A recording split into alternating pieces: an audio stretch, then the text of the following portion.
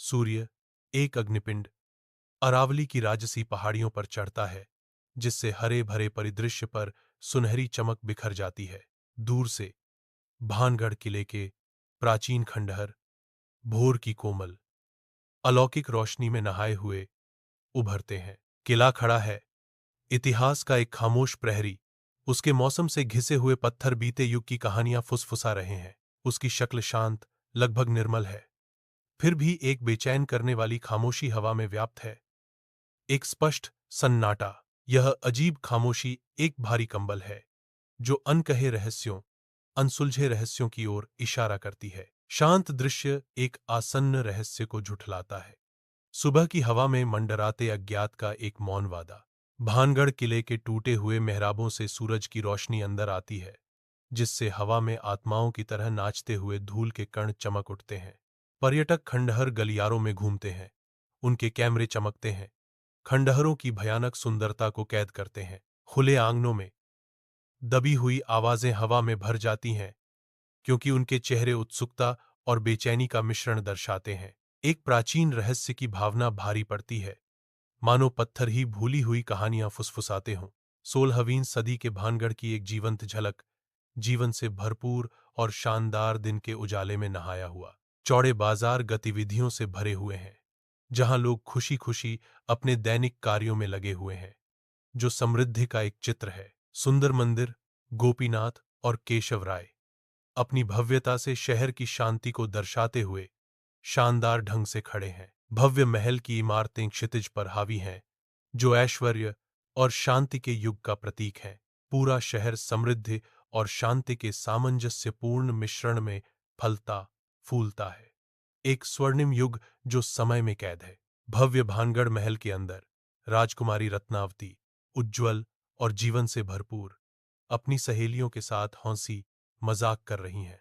उसकी सुंदरता और तीव्र बुद्धि के बारे में महल के हर आलीशान कोने में फुसफुसाहट होती है, जिसकी सभी प्रशंसा करते हैं। राजकुमारी रत्नावती से एक स्वाभाविक चमक निकलती है, जो उनके सहज आत्मविश्वास और शाही अंदाज को दर्शाती है। उनकी आनंदमय आत्मा और मनमोहक उपस्थिति हवा में भर जाती है, जो शाही महलों में कृपा का प्रतीक है। भानगढ़ बाजार दोपहर के सूरज की रोशनी में जीवन से गुलजार है। रंगीन कपड़ों और चमकते धातु के काम का एक जीवंत ताना बाना, हवा विक्रेताओं की जीवंत बातचीत और खरीदारों की आनंदमय हंसी से गूंज रही है, जो रोजमर्रा की जिंदगी की एक सिम्फनी है। राजकुमारी रत्नावती अपने शाही परिधान में दमकती हुई अपनी सहेलियों के साथ हलचल भरी भीड़ से गुजर रही हैं। उनकी आंखें जीवंत प्रदर्शनों को स्कैन कर रही हैं। उसकी निगाहें एक अनदेखी शक्ति द्वारा खींची गईं, एक परफ्यूम की दुकान पर टिक जाती हैं। उसकी कांच की शीशियां धूप में एक चमकदार सरणी में चमक रही हैं।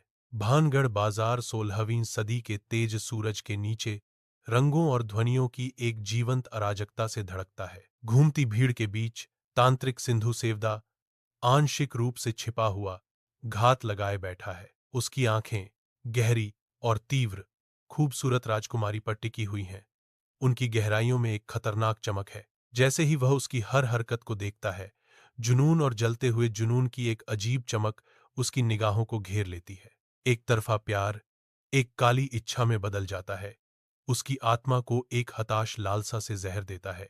वह उसे पाने के लिए कुछ भी, बिल्कुल कुछ भी करने को तैयार है। उसका संकल्प भयावह रूप से स्पष्ट है। 16वीं सदी की एक परफ्यूम की दुकान में हवा में विदेशी मसाले और फूलों के सार की खुशबू भरी हुई है, जो आकर्षण का एक संवेदी ताना बाना बुनती है। तांत्रिक सिंधु सेवाड़ा एक गहन अंधकारमय आकृति एक अलंकृत इत्र की बोतल पर चुपचाप काम कर रहा है। उसकी हरकतें लगभग अगोचर हैं। उसकी उंगलियों पर प्राचीन अंगूठियां चमक रही हैं, जैसे उसके स्पर्श से एक हल्की काली ऊर्जा निकल रही हो। एक भयावह शक्ति काम कर रही है। बोतल पर टिकी उसकी आंखें एक स्पष्ट और भयावह इरादा दिखाती हैं, अपनी काली जादू से अनजान राजकुमारी को मोहित करना। वह अंधेरी रहस्यमयी शक्तियों को प्रसारित करता है, नाजुक कांच में एक शक्तिशाली जादू बुनता है, जो उसकी दुष्ट महत्वाकांक्षा का एक मौन प्रमाण है। भानगढ़ बाजार रंगों और ध्वनियों का दंगा जीवन से स्पंदित है, क्योंकि सुंदर राजकुमारी हलचल भरी भीड़ से होकर गुजरती है। वह रुक जाती है। उसकी नाजुक उंगलियां एक अलंकृत इत्र की बोतल के चारों ओर बंद हो जाती हैं। उसके शाही चेहरे पर बेचैनी की एक झलक दिखाई देती है। उसकी भौहें गहरी सोच में सिकुड़ जाती हैं। छोटी बोतल कसकर पकड़ी हुई है। उसके भीतर एक खामोश लड़ाई चल रही है। अचानक एक निर्णायक क्रोध के साथ वह बोतल को एक पत्थर पर फेंक देती है, उसे हजार चमकते टुकड़ों में तोड़ देती है। भानगढ़ बाजार में एक विशाल पत्थर सिंधु सेवाड़ा एक जादूगर की ओर तेजी से बढ़ता है और उसकी आंखें डर से चौड़ी हो जाती हैं। पत्थर उसे कुचल देता है और उसकी चीख गूंजती है, जिसमें दर्दनाक पीड़ा और जलती हुई प्रतिशोध भरी है। अपनी अंतिम सांस के साथ सिंधु सेवाड़ा की आवाज कर्कश हो जाती है। यह शहर नष्ट हो जाएगा और कोई भी यहां फिर कभी नहीं बसेगा। उसकी आंखें अभी भी क्रोध और घृणा से जल रही हैं, आकाश की ओर घूरती हैं जब वह अपना अंतिम विनाशकारी अभिशाप देता है। बाजार शांत हो जाता है। जादूगर का मरता हुआ अभिशाप हवा में भारी पड़ रहा है, जो भानगढ़ के भयावह भाग्य को सील कर रहा है। भानगढ़ पर एक तांत्रिक के श्राप का अशुभ साया मंडरा रहा है, जिसकी भयावह उपस्थिति हवा को भी ठंडा कर रही है। युद्ध छिड़ने से कभी जीवंत रहने वाला शहर अराजकता में डूब जाता है। उसकी शांति लोहे के टकराव और हताश चीखों से भंग हो जाती है। भानगढ़ के हृदय में विनाश की एक सिम्फनी, रात भर तलवारों की तीखी झंकार गूंजती है। अंधेरे में सैनिकों की चीखें गूंज रही हैं। हर चीख चल रही लड़ाई की क्रूरता का प्रमाण है। जैसे ही धूल जमती है, कभी जीवन का प्रतीक रहा भानगढ़ धीरे धीरे वीरान हो जाता है। युद्ध के शोर की जगह एक भयानक सन्नाटा ले लेता है। लगातार सूरज एक उजाड़ परिदृश्य को झुलसा रहा है, जो कभी फलता फूलता शहर भानगढ़ पर लंबी कठोर छाया डाल रहा है। गिरती दीवारें और पलटी हुई गाड़ियां एक क्रूर लड़ाई की मूक गवाह हैं, जो संघर्ष की भयावह यादों से भूमि को दागदार कर रही हैं। बिखरा हुआ मलबा सुनसान सड़कों पर पड़ा है। हर टुकड़ा एक खोए हुए अतीत का अंश है, जो बर्बादी और निराशा की कहानियां फुसफुसा रहा है। भूतिया शहर पर उदासी का एक गहरा साया मंडरा रहा है। दमनकारी सन्नाटे में परित्याग की एक स्पष्ट भावना है। अकाल और असुरक्षा ने लोगों को दूर भगा दिया है। उनके पीछे केवल उनके पूर्व जीवन की भयावह गूंज छोड़ दी है। भानगढ़ अब एक भयावह स्मारक के रूप में खड़ा है, जो कभी था क्षणभंगुर समृद्धि और स्थायी क्षति का एक गंभीर प्रमाण। सूरज आसमान में रक्त की तरह फैल रहा है। शाम ढलते ही भानगढ़ किले को नारंगी और गहरे बैंगनी रंग के ज्वलंत रंगों से रंग रहा है। दिन की जीवंत ऊर्जा धीरे धीरे कम हो जाती है, अपने पीछे एक अशांत खामोशी छोड़ जाती है। प्राचीन पत्थरों से एक स्पष्ट ठंडक रेंगती है, एक सर्द आलिंगन जो बेचैनी की फुसफुसाहट करता है। किला, जो कभी जीवंत था, अब अपनी सांसें थामे हुए है। जैसे जैसे अंधेरा गहराता है, एक भयानक सन्नाटे में लिपटा हुआ है। भानगढ़ किले के ऊपर आकाश नारंगी और बैंगनी रंग का हो जाता है, क्योंकि सूरज की आखिरी किरणें प्राचीन पत्थरों पर लंबी छाया डालती हैं। भारतीय पुरातत्व सर्वेक्षण का एक पुराना संकेत खड़ा है। उसके मोटे लाल अक्षरों में एक स्पष्ट और अशुभ चेतावनी है। इसका संदेश सूर्यास्त के बाद प्रवेश सख्त वर्जित है।